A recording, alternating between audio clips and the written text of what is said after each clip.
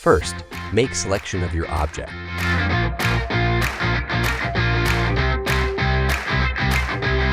Press Ctrl+J to make duplicate. Now, drag your object to your image. Adjust your object according to you.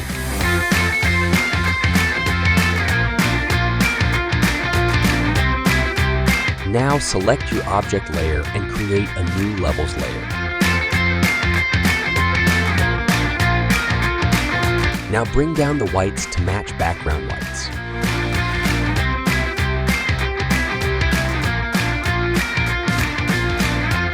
Now we have to make shadows first, soft shadow.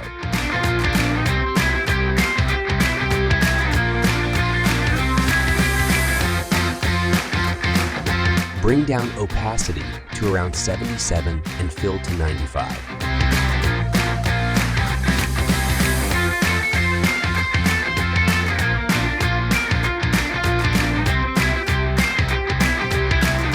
Now we have to make contact shadow.